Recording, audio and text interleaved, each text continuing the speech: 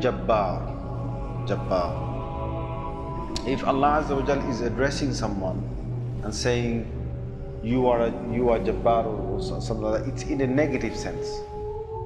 For Allah to be Jabbar, which means mighty, which means powerful, it is positive. But if the son of Adam becomes Jabbar, tries to become mighty, tries to become a tyrant or someone who's trying to exercise his power, then that is negative. When the Day of Judgment will actually come, Allah will put together, He will bring together all the 7 heavens and the 7 earths. Then He will say, Ana Allah, I am Allah. Ana Rahman, I am the most merciful. Ana Al-Malik, I am the King. Ana Al-Quddus, Ana Al-Salam, Ana Al-Mu'min, Ana Al-Muhaymin, Ana Al-Aziz. And then in the end He will say, Ana Al-Jabbar, I am the Mighty One. Ana Al-Mutakabbir, I am the one who has the right to show his greatness over others. Ana alladhi bada'tu dunya, I am the one who has started the creation of this world. Walam taku shay'a, when it was nothing. And ana ayna al-muluk, Allah then follows on by saying, Ayna al-muluk, where are the kings? Ayna al-jababira, where are those mighty ones?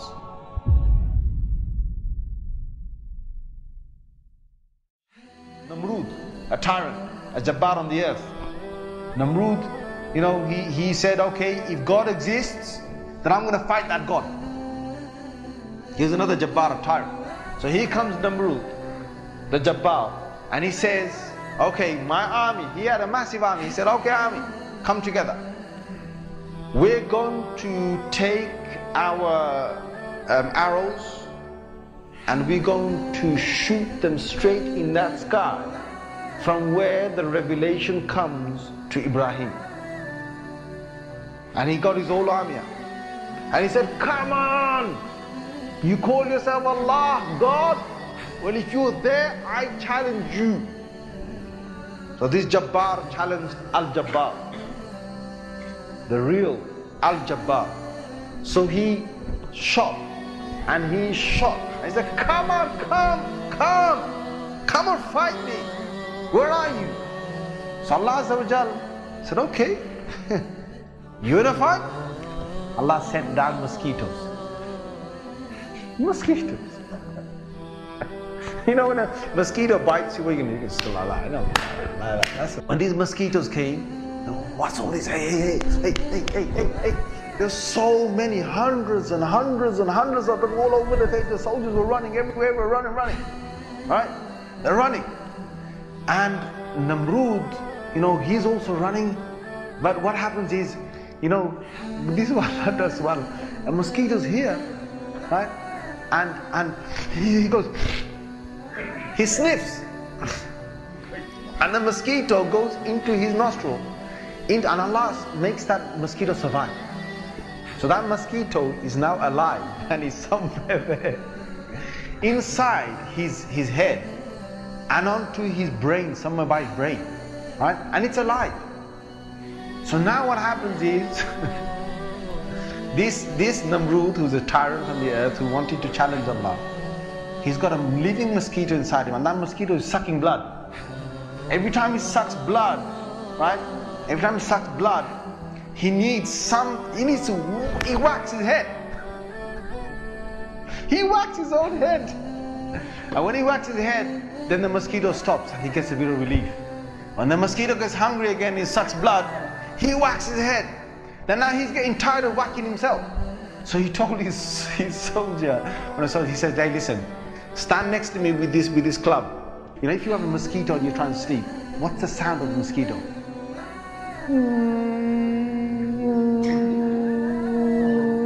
Right? This thing's in his head. So he's going, and he's going, and he's going mad. So he's telling this guy, no, hit me. So he hits him. Oh, that's good. Then he rests for a little while. And he says again, when the mosquito bites, he says, hit me. So he hits him. This soldier is standing there. He's hitting now the king.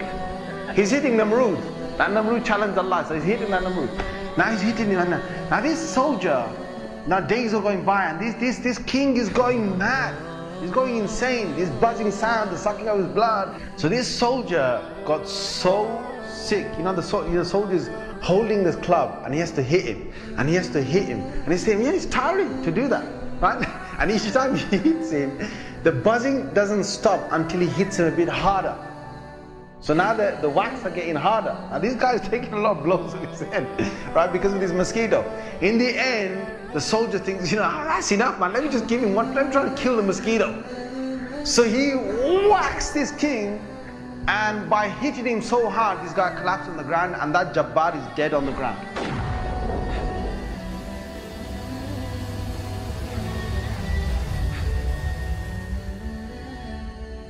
Walid bin Yazid ibn Abdul Malik was one of the kings in the past. He took the Quran one day. He was a tyrant king, and he took the Quran one day and he said, okay, let me look in the Quran and let me see what Allah, you know, thinks of me. Let me just open the Quran anywhere, and wherever my eyes fall onto whatever ayah, I can take it as a sign. Walid bin Yazid ibn Abdul Malik did that, and he looked at an ayah in the Quran, and it was in Surah Ibrahim, verse number 15. Allah is saying that when my believers called on me, made dua to me, and I came to their rescue, then I crushed every tyrant and every stubborn one on the earth. When he read this, he said a poem. Na'udhu billah, he said, what? Every tyrant, every stubborn one? Well, here I am. I am the tyrant, I am the stubborn one. إِذَا مَا جِئْتُ رَبَّكْ يَوْمَ حَشْرٍ. Na'udhu billah, he said this, he said that when I come to your Lord on the day of resurrection, فَقُلْ يَا رَبِّي مَزَّقَنِ الْوَلِيدِ. Then you go and tell your Lord that Walid, he ripped your Lord apart. Now this is a tyrant on the ground who's saying this about Allah Azza wa Jalla. And they say that within days he was killed, he was assassinated, and then they hung him. Within his palace they hung him, and his whole people saw his body, dead body, hung on the place of his palace, that the people or his crowds could actually see him. And subhanallah al-azim, when Allah wants to crush someone, he will crush someone. Qarun used to be one who used to show off, you know, his keys. His keys, you know, your keys, you can keep your keys in a big treasure place, you know, you can secure them in a big safe. Qarun had the might to make a massive safe and to lock his keys. But Qarun didn't want to do that.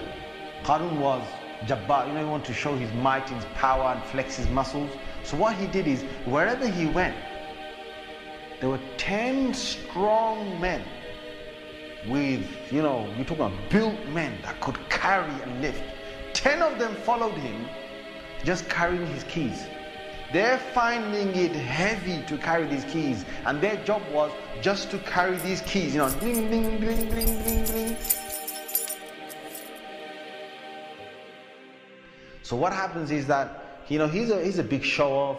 Whenever he comes out, he never wears the same clothes again, right? And these are the most expensive clothes you can get. And so what he did and he had so many horses, he had so many of his own soldiers, so many bodyguards, so many palaces, so many treasures. You know, it's unthinkable how much Allah had given him. So what happened is, there was a day he chose his best clothing. Then he said, out of all his horses, he had hundreds of horses. So he went through his horses and said, that one there, the one that is the whitest horse, that people, when they look at it, they're going to say, wow. Yeah, they decorated that horse. They decorated him. So he got onto his horse. And then he said, you know, my soldiers, he wants the best of his soldiers. And they're going to march right behind him. Now there are those 10 men somewhere with all the keys, all right? And he said, you know what? He said, bring all my treasures out as well.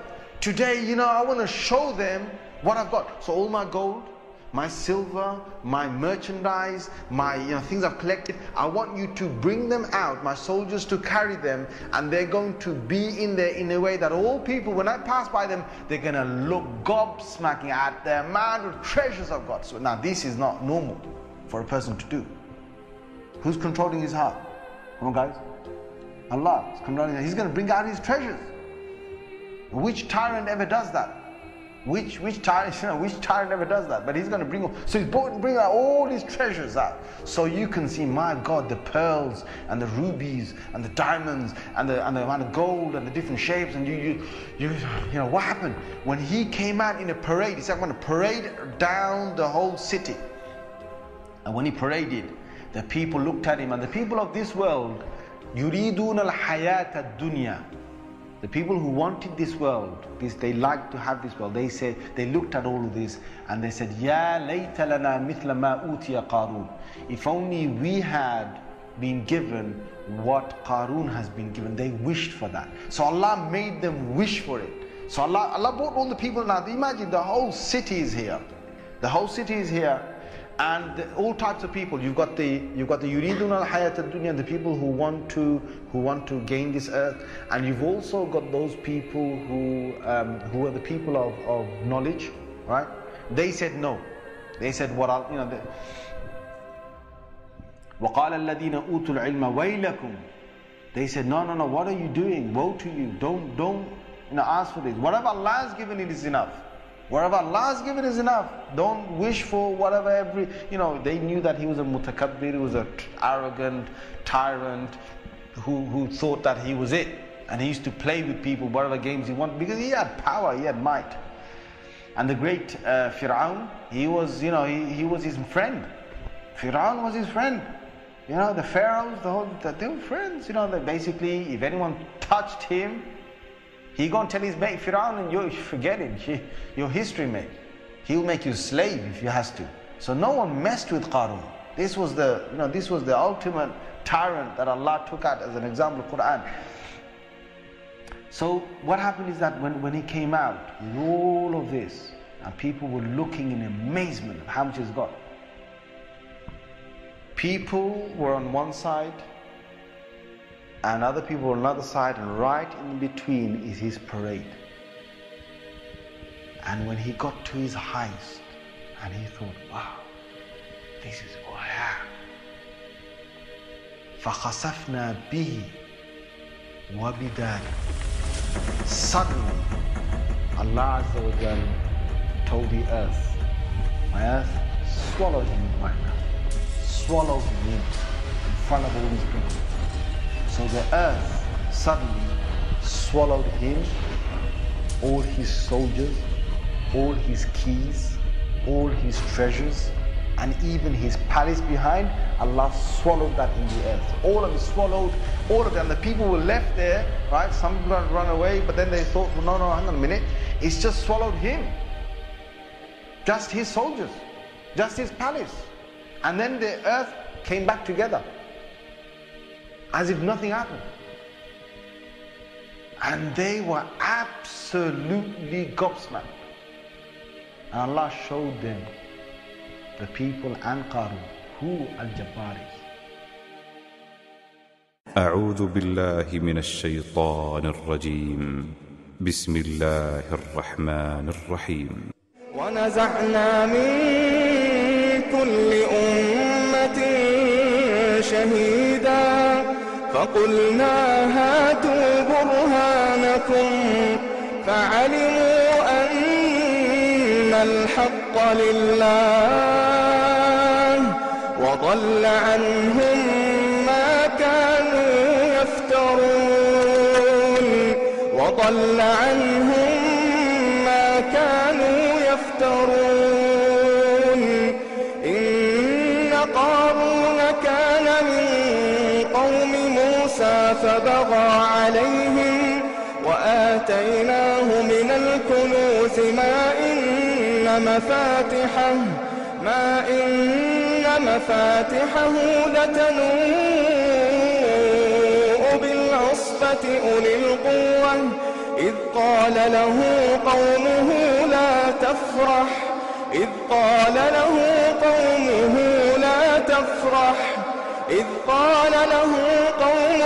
لا تفرح إن الله لا يحب الفرحين وابتغ فيما آتاك الله الدار الآخرة ولا تنس نصيبك من الدنيا وأحسن كما أحسن الله إليك ولا تبغ الفساد في الأرض إن الله لا يحب المفسدين. قال إنما أوتيته على علم عندي أولم يعلم أن الله قد أهلك من قبله من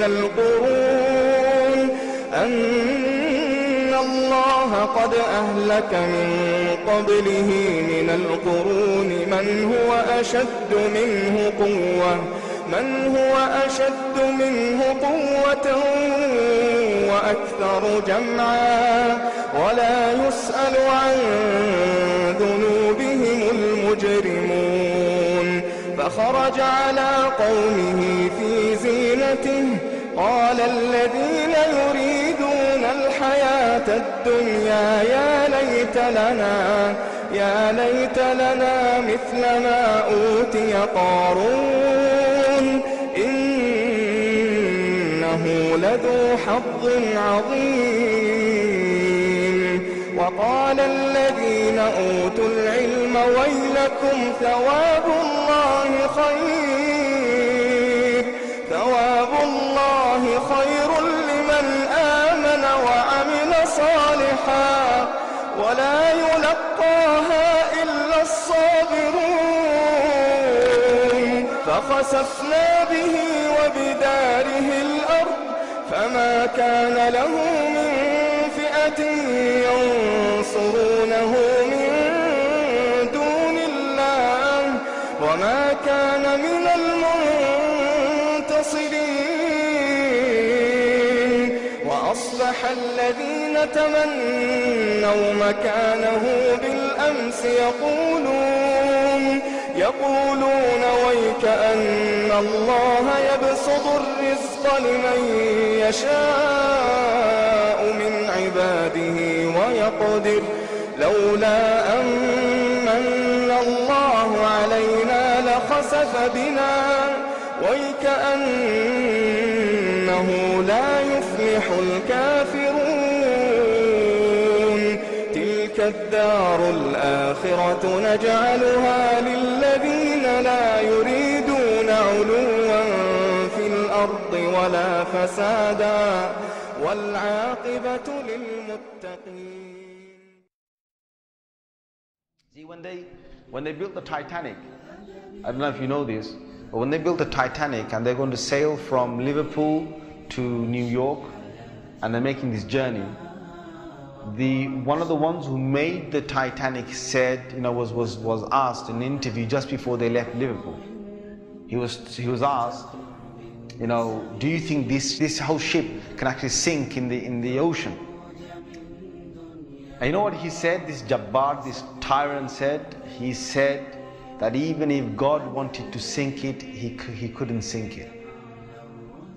This is in their record. This is in their media. This is you dig it up, you find it. He said even if God wanted to sink it, he wouldn't be able to sink it.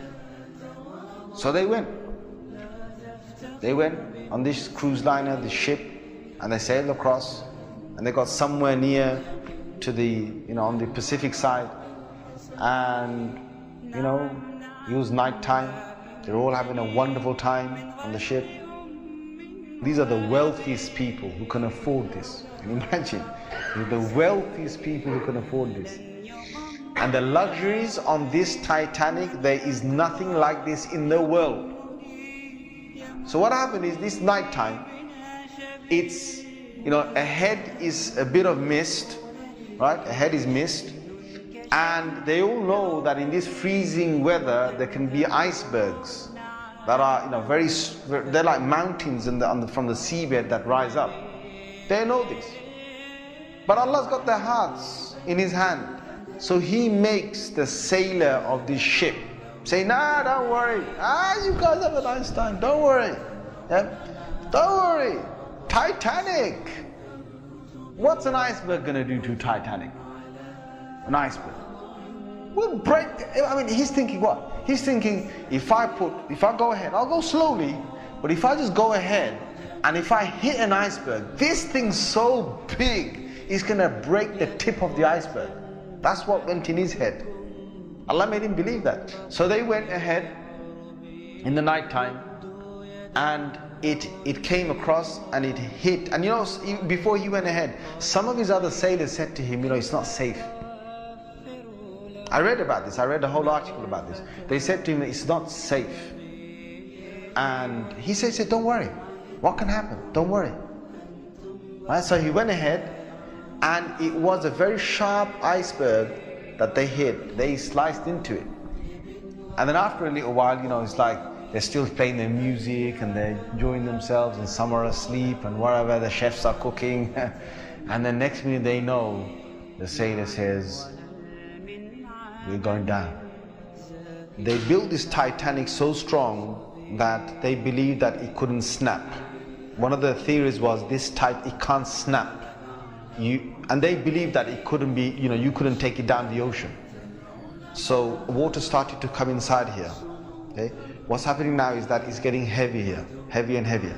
And this part of the boat, the other side of the boat, is now lifting. And it got so high that in the middle it snapped.